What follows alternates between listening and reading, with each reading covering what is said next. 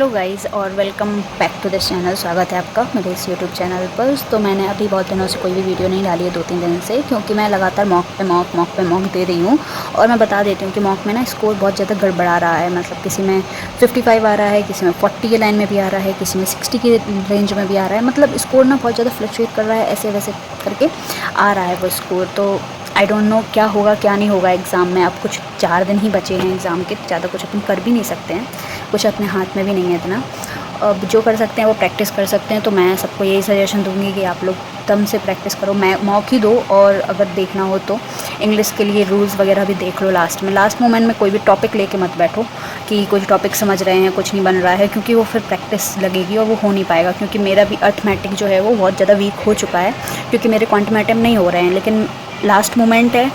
और मैं चाहती तो पहले करती तो हो जाता, लेकिन मैं नहीं कर पाई, कंप्लीट नहीं हो पाया मेरा। मतलब मेरे कॉन्सेप्ट क्लियर हो गए हैं, बट मेरी प्रैक्टिस नहीं हो पाई है। इस वजह से मैं अभी वो नहीं कर सकती हूँ कि उसको अर्थमेटिक को देखने बैठ जाऊँ या फिर उसकी प्रैक्टिस करने बैठ जाऊँ, क्योंकि इतना टाइम नहीं मिल पाता। और हर टॉपिक में ना अच्छी पकड़ होनी ज़रूरी है, तब जाके हो पाता है। तो मैं अभी जो क्वांट का जो सेक्शन मॉक देती हूँ ना, तो उसमें अर्थमेटिक में अवॉइड ही करती हूँ। और बाकी रहा इंग्लिश का और रीजनिंग का, तो इसमें तो प्रैक्टिस करते रहो जितनी हो सके। तो मैंने ना बहुत सारे मॉक्स दिए थे और मैं सबका बता देती हूँ कि किसी में मेरा स्कोर, मैं बता ही रही हूँ, एक में मेरा स्कोर तो 44 तक ही आया है, और एक में मेरा स्कोर 56 रहा है, एक में 59 रहा है। ऐसे करके मेरे स्कोर अभी आ रहे हैं। बट ये वाला जो मॉक था ना, ये मैंने बिल्कुल आज अभी जस्ट दिया था, तो मैंने कहा इसका मैं शेयर कर देती हूँ, तो क्योंकि इसमें अच्छा भी स्कोर था। ठीक है, तो मैं इसका बता देती हूँ कि ये था टेक्स्ट बुक से मॉक नंबर 11 जो मैंने दिया था। और इसका जो रहा है वो मैं दिखा देती हूँ सॉल्यूशन, कहाँ कहाँ गलती हुई, क्योंकि मेरे इंग्लिश में बहुत ज़्यादा गलत हुए हैं। 39 मैंने अटैम्प्ट किए थे और 25.25 मार्क्स हैं।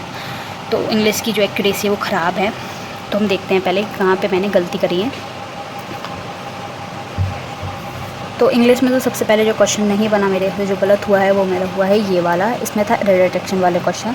तो इसका जो मैंने लिखा था कि इसमें कौन सा करेक्ट होगा, मीनिंगफुली करेक्ट बताना था, तो मैंने ये वाला डाला था और था ये वाला। इसमें ये होना था कि ब्यूटीफुली परफॉर्म्स गुड का वेरी वेल आना था। यहाँ पे सुपरलेटिव डिग्री लगनी थी, इसलिए ये वाला रॉन्ग हो गया। फिर एक और एरर डिटेक्शन का था शायद ये वाला, इसलिए भी गलत हो गया। इसमें एंशिएंट टर्म्स ये वाला आया था, मैंने लगा दिया था ऑल आर करेक्ट करके, तो वो गलत था।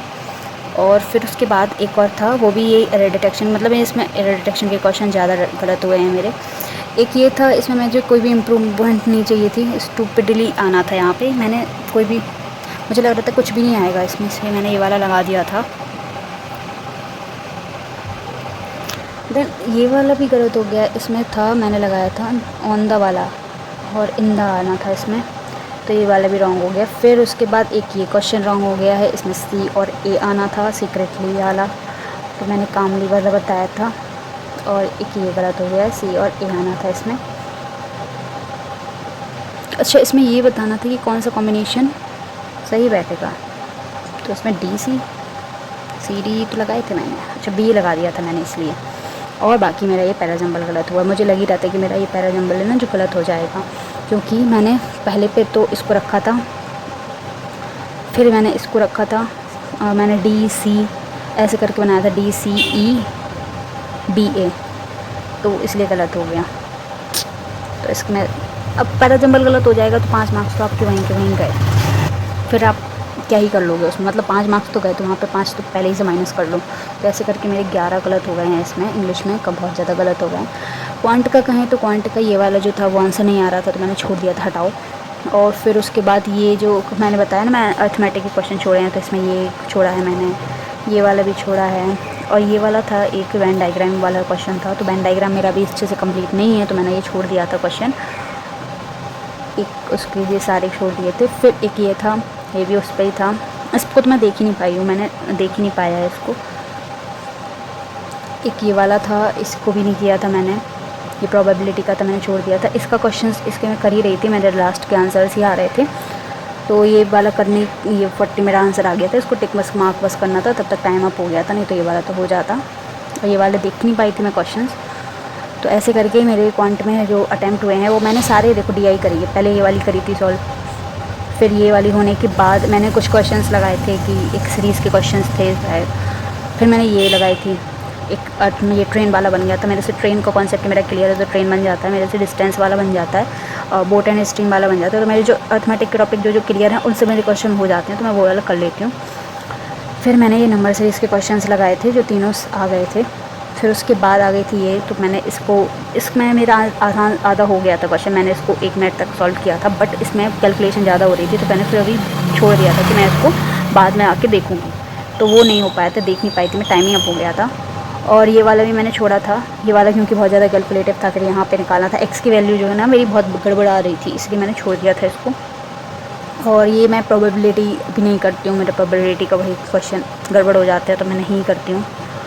और फिर ये वाले तो मैंने बताया कि ये वाला जो क्वेश्चन था इसमें ये मैं इसलिए नहीं किया था क्योंकि लास्ट का था, मतलब 1 मिनट बचा होगा और ये मुझे पूरी सॉल्व करनी थी। सॉल्व करने के साथ साथ क्वेश्चन भी करने थे, मतलब 1-2 मिनट में। मैंने सोचा कि ये वाली रहने देते हैं क्योंकि फिर उससे ये हो जाएगा कि इसमें कैलकुलेशन ज़्यादा होनी थी, क्योंकि इसकी वैल्यू निकाल के फिर करना था, इसलिए मैंने छोड़ दिया था इसको, बाकी मैंने करे थे। अब आते हैं रीजनिंग में। तो रीजनिंग में मैं ये वाली कर रही थी, ये वाला हो गया था मेरा, पहले पे यही आई थी तो मैंने कर दिया आराम से। फिर आई थी ये वाला जो है, ये वाला भी कर दिया था। फिर ये आए थे कोडिंग वाले तो ये वाले भी हो गए थे। फिर आई थी एक ये वाली पजल्स, तो ये इसमें ज़्यादा टाइम लग गया था मेरे से, इसमें मेरे कम से कम शायद 3-4 मिनट से तो ज़्यादा ही लग गए थे। इसमें 6 मिनट लग गए थे मेरे इस पजल में सॉल्व करने में कि क्योंकि मैंने ना गलत कंडीशन पढ़ ली थी। इसमें था यहाँ पे कि जो जेम्स जो है ना वो 2% बिफोर है उसके, रॉबर्ट के जो 3% बाद वाला है, और मैंने 2% की जगह 3% बिफोर कर दिया था, तो मेरा आंसर ही नहीं मैच हो रहे थे इससे, इसलिए फिर मैंने दोबारा करी, तो इसलिए इसमें 6 मिनट मुझे कुछ लग गए। फिर उसके बाद इसी पज़ल में थे, इसके बाद ये वाली आई थी, ये मैंने लास्ट में बिल्कुल करी थी पज़ल, ये वाली पहले नहीं अटेम्प्ट करी थी मैंने कि मैं लास्ट में आके कर लूँगी, पहले कुछ और क्वेश्चन देख लें। तो फिर मैं ये वाली पज़ल कर रही थी जो बन गई थी मेरी।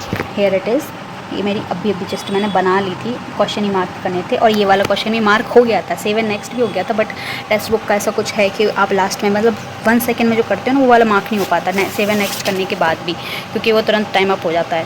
तो ये रह गया था मेरा, नहीं तो मेरी सारी सही बनती और रीजनिंग के मेरे अटैम्प्ट भी फुल हो जाते। सो मेरा जो ओवरऑल स्कोर हुआ है इससे और क्वेश्चन से वो हुआ है कि 68.25 स्कोर है। अब ऐसे ही एग्ज़ाम में हो जाए तो बस क्या ही कहना है। 82 अटैम्प्ट किए थे मैंने क्वेश्चंस, और ज़्यादातर उसी के छोड़े हैं मैंने और क्वांट के, और 97 मेरी परसेंटाइल है। ठीक है, तो आप लोग भी देना ये वाला मॉक और मुझे बताना, कुछ दिन बचे हैं तो देखते हैं कि क्या कैसा होता है। बाकी सबको ऑल दी वेरी बेस्ट, अपना एग्ज़ाम के लिए अच्छे से प्रिपेयर करो। मिलते हैं आपसे नेक्स्ट वीडियो में, till then bye, take care, stay safe.